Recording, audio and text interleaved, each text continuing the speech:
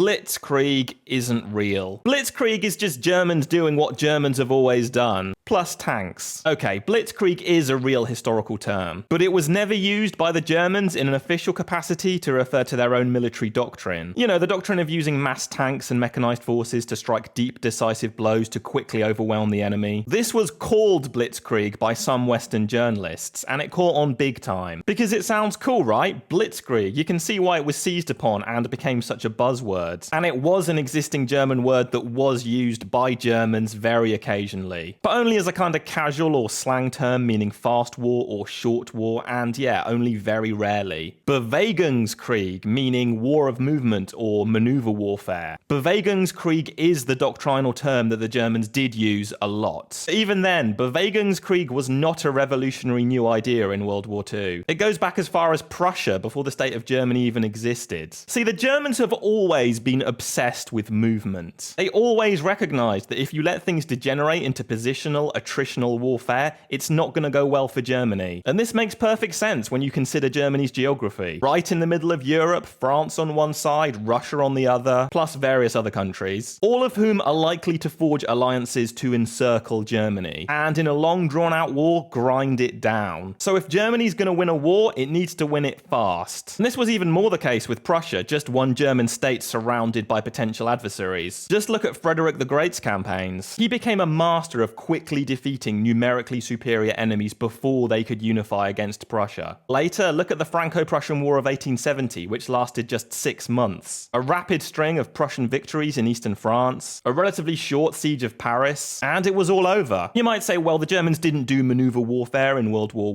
I. They did positional warfare with trenches and all that, like everyone else. Yeah, but like, they tried to do maneuver warfare. The whole concept of the Schlieffen Plan was to deliver a rapid knockout blow to France, then quickly turn to focus on Russia. It failed, and the Western Front bogged down into trench warfare. But Bewegungskrieg worked against France in 1940, at least partly because the technology had caught up with it. The Panzer divisions enabled the Germans to be successful at the thing they had always been trying to do. So the so-called Blitzkrieg of World War II was really just the logical extension of a couple hundred years of German, or specifically Prussian, military theory, just with tanks, obviously. Although it turns out that only carries you so far. It's also worth pointing out that the Germans weren't the only ones developing innovative armored doctrine in the interwar period. The British actually had some very forward-thinking ideas. I mean, they invented the tank after all. Even before the end of World War I, the British had ideas of using tanks to exploit breakthroughs and drive deep into the enemy rear. The Soviets had their deep battle doctrine, which didn't really come to fruition till the latter stages of World War II. But when it did, well, that's a whole other video. So follow for more.